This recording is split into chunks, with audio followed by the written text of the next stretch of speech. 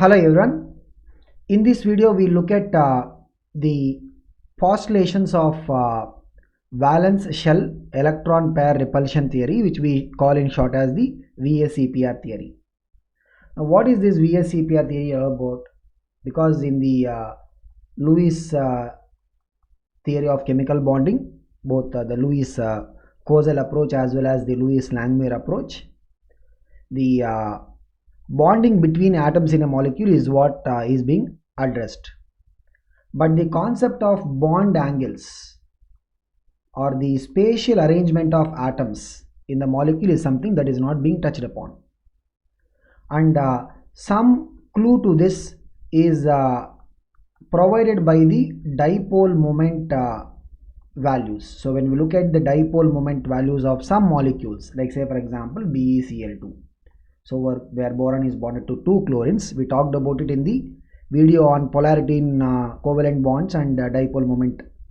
So each of the beryllium chlorine bonds, they will have a dipole moment because of the electronegativity difference between beryllium and chlorine.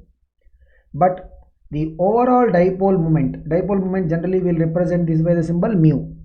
Overall dipole moment of the beryllium chloride molecule is measured to be what? 0, which means the bond dipole moment of beryllium chlorine bonds must cancel. What is the possibility for this to happen? When you have a linear arrangement of the atoms where the beryllium is at the center, either side of beryllium we will have chlorine. So what happens?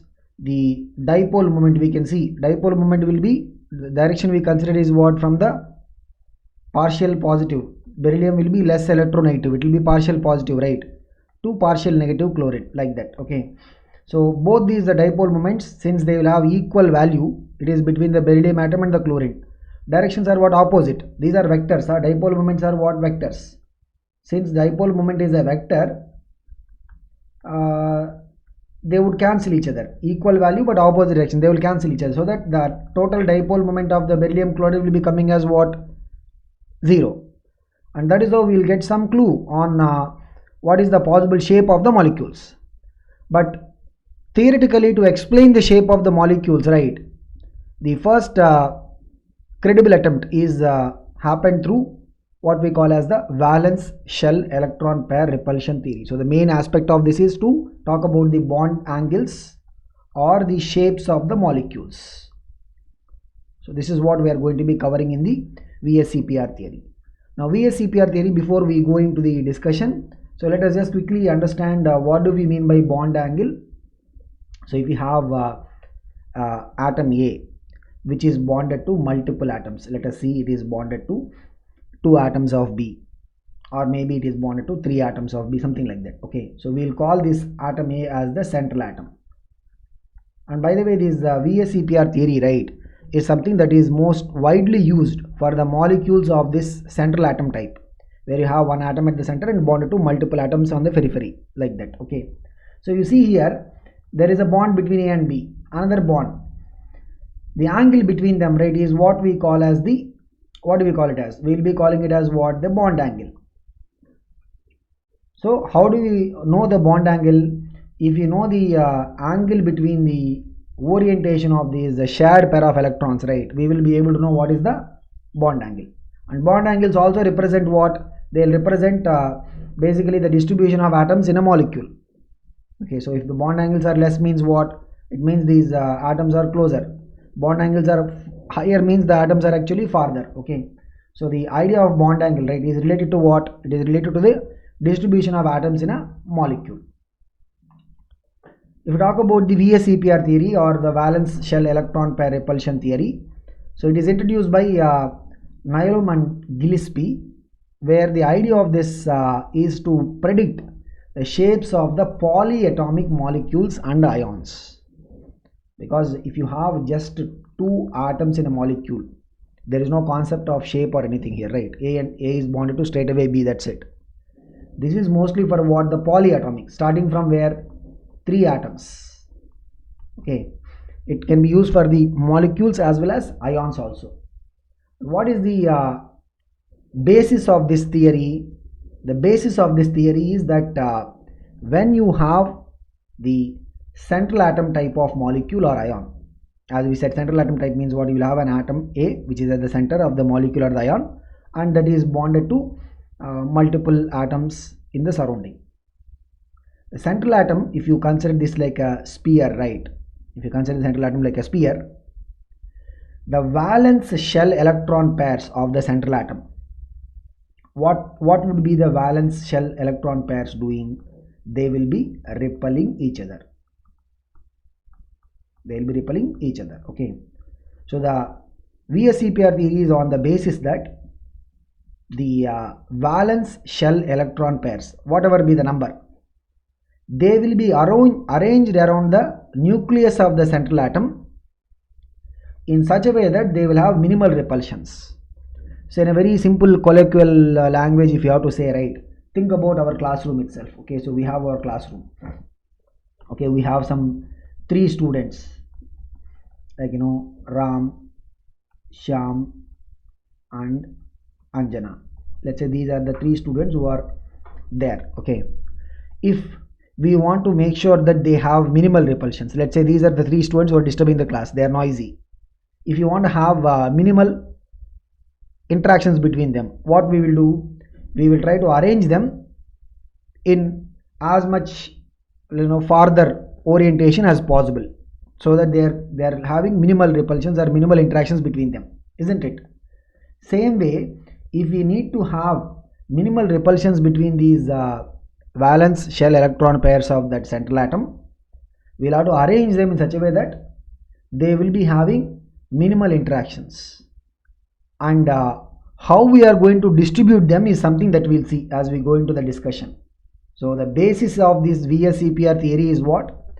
The valence shell electron pairs of that central atom will be arranged in such a way that they will have minimal repulsion, and the distribution is on this basis. And once we look at what will be the arrangement, because the arrangement is going to be depending upon the number of valence shell electron pairs. So in what arrangement we will have minimal repulsions, right? It is going to be depending upon what? It is going to be depending upon the number of valence shell electron pairs. If you have 2 valence shell electron pairs, we will have a particular type of arrangement in order to have minimal repulsion. 3 means we will have a different type of arrangement. 4 means we will have another type of arrangement, like that. Okay, so we will see as we go into the discussion. But the point is, whenever we are saying this word valence shell electron pairs, here we are looking at the valence shell electron pairs of the central atom. When we say this, right, we have to look at both the lone pairs as well as the bond pairs, all of them corresponding to what? The corresponding to the valence shell. We'll have to count what is the number of lone pair means what? The central atom, after bonding, it will have its own pair of electrons in the valence shell. We will call them as what? Lone pair, which are not used for the bonding. The pairs of electrons formed after bonding, like look at this example, you have A, it is forming a bond with B. So this is what we call as the bond pair, in short BP. This pair of electrons is only possessed by A, we will call it as what? Lone pair. Okay, so the total valence shell electron pairs will be equal to what? The lone pairs plus bond pairs. Now we'll go into the discussion on what will be the geometrical arrangement of the valence shell electron pairs in order to have minimal repulsions between them.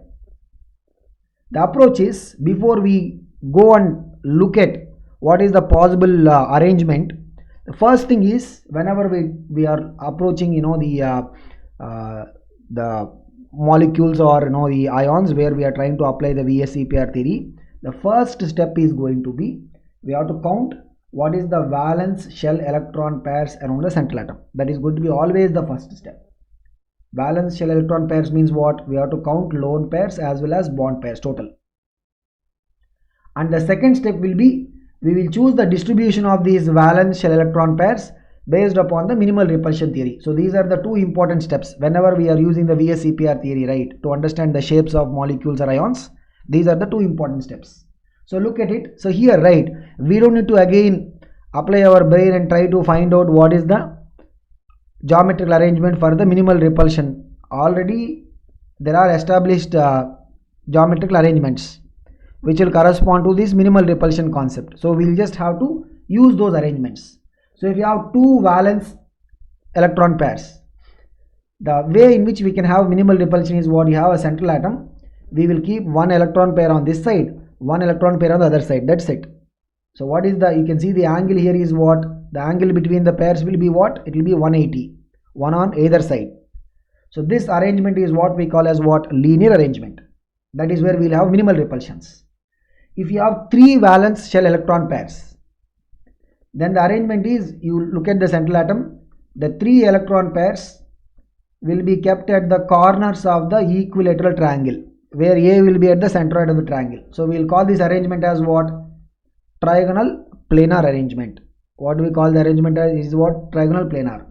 In this case, if you see, right, what is the angle? This angle is going to be what? 120. Here also what is the angle going to be?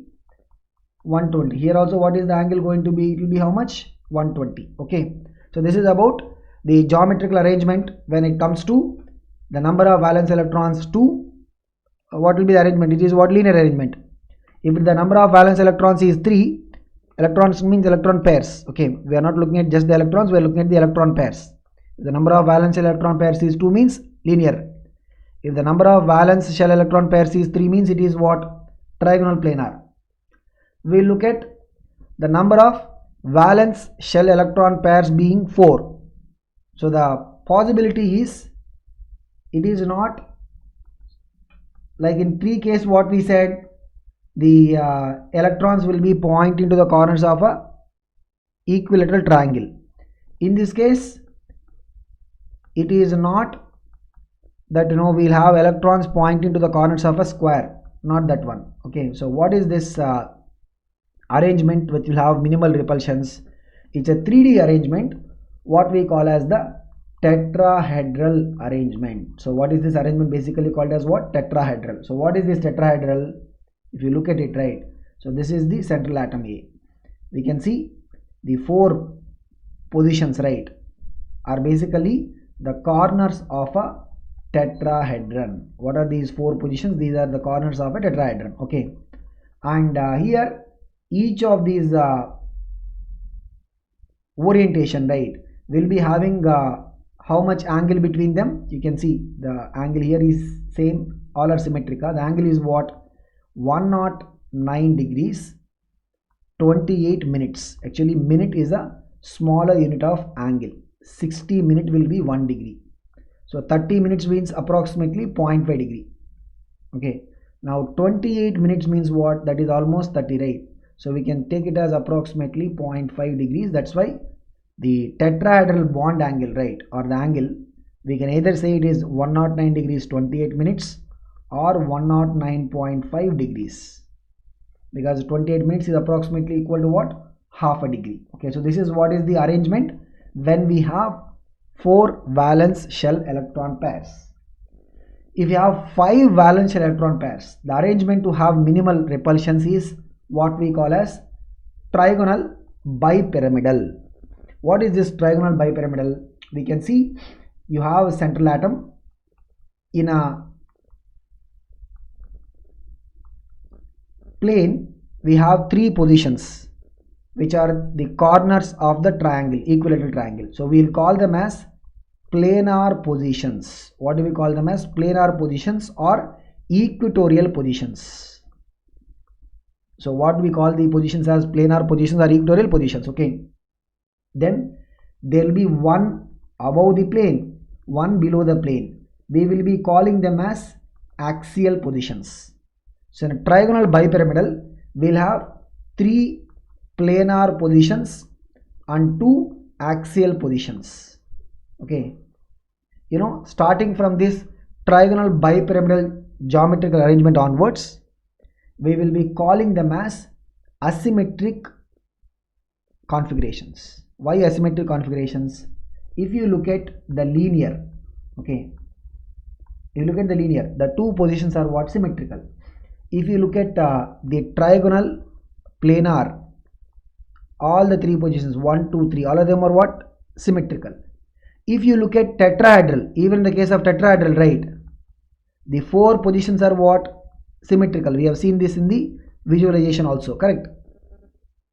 but here the three positions in the plane, they are of one nature. The three planar positions are of one nature, they are identical. The two axial positions are between them, they are identical, but a planar position is not identical to an axial position. So we will start calling from the trigonal bipyramidal onwards.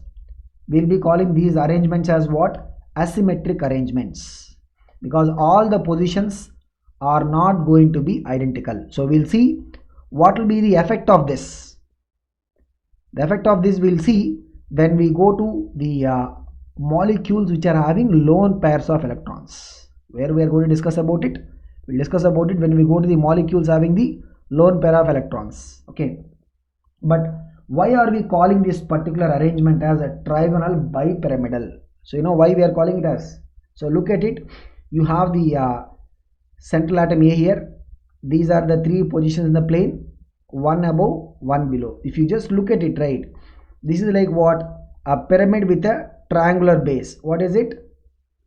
Triangular or trigonal pyramid. But there is a pyramid above and a pyramid below. That is why what are we calling it as? Trigonal bipyramidal. So what is this arrangement called as? It is called as what? Trigonal bipyramidal. Okay. Now if you have 6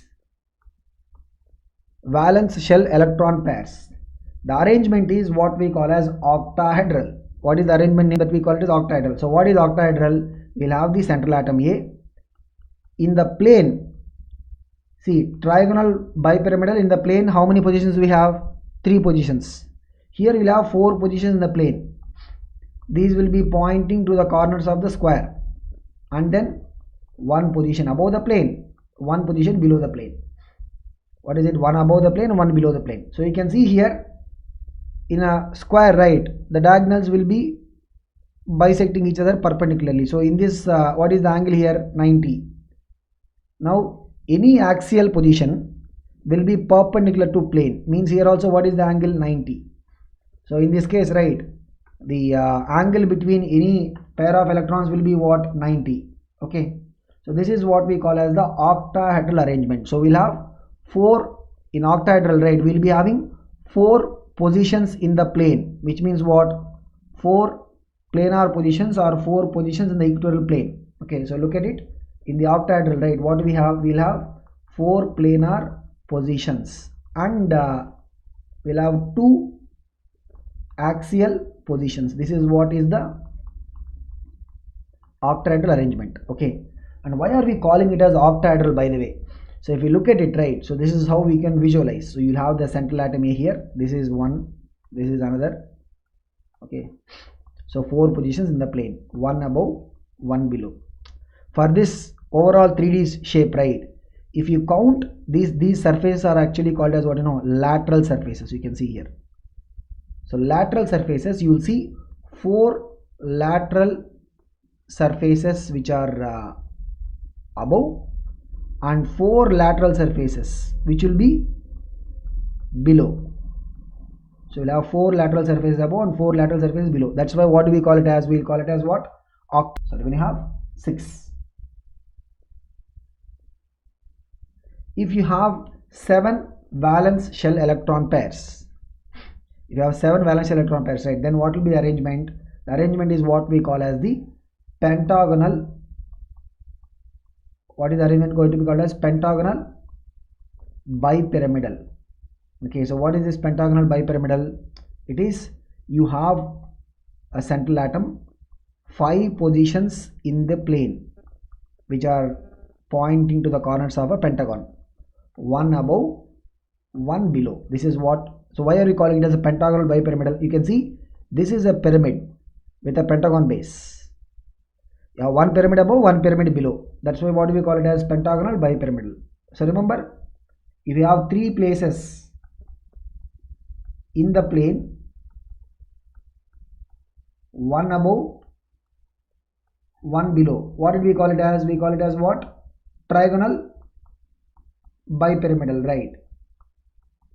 So trigonal bipyramidal. Now this is going to be called as what? This will be called as pentagonal bipyramidal. So if you have 7 valence shell electron pairs, we'll have 5 positions in the plane, 5 planar positions. We also call them as what? Equatorial positions, and 2 axial positions. So one thing you can notice here, whether it is the trigonal bipyramidal or pentagonal bipyramidal or octahedral, all of them, the axial positions are always what? 2 axial positions. All of them, the axial positions are what? 2. Okay, so this is about the geometrical arrangement of these valence shell electron pairs in order to have minimal repulsions, and this is what the arrangement that the VSEPR theory basically proposes. And while we are doing it, right, there are 2 more important things that we need to keep in mind. One is, if you have double bond between 2 atoms, or you have a triple bond between 2 atoms. So this is the central atom, right? A generally we are representing for what? Central atom. Central atom is forming a double bond with another atom, or central atom is forming a triple bond with another atom. In that case, the double bond or triple bond, right, will be taken just in one place and not separate positions. What do you mean by this? We are counting what? Valence shell electron pairs. Yes or not? We are counting the valence shell electron pairs, correct? Now, if we have the double bond or triple bond, double bond means what? It is like 2 pairs. Triple bond means what? How many pairs are there? 3 pairs are there. Double bond means we have 2 pairs. Triple bond means we have how many pairs? 3 pairs are there. But we are not going to be counting them as 2 pairs, because in the VSEPR theory, right, each pair of electrons we are giving a position, the geometrical positions, correct? Since both these pairs of electrons will be shared with the another atom B, right, they will be in the same orientation. They will not be having different orientations, correct? Both these will be having what? Both of them will be having the same orientation. Means what?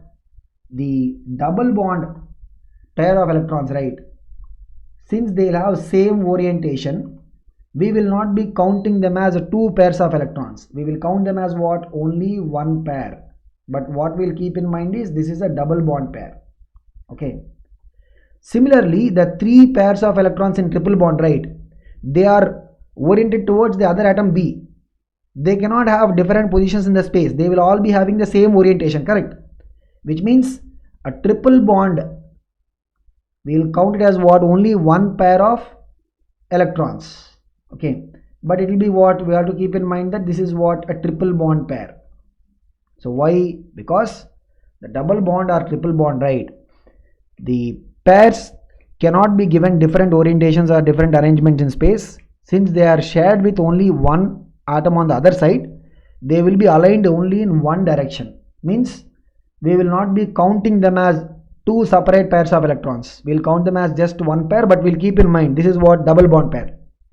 We'll count triple bond means we'll count as only 1 pair, but we'll keep in mind that it is what? Triple bond pair. Okay, this is an important point, and we have to use, or rather we'll use this when we go to the finding of shapes of molecules based on the VSEPR theory.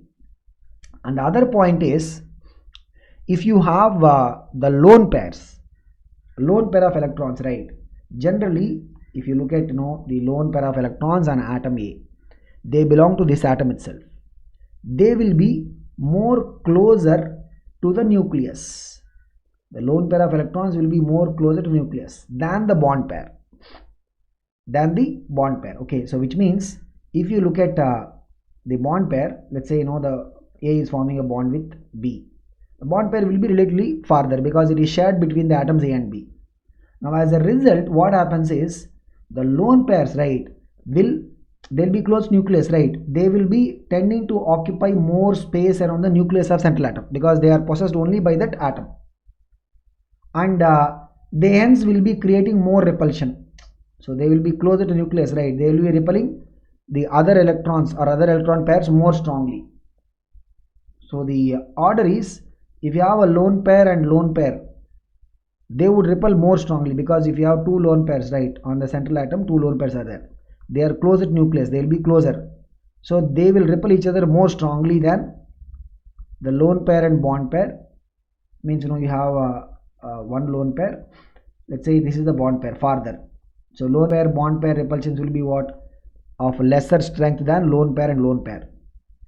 If you have a bond pair and another bond pair, they will be farther, right, another bond pair, these repulsions will be what, even more less strength. So what is the order of these repulsions between the electron pairs?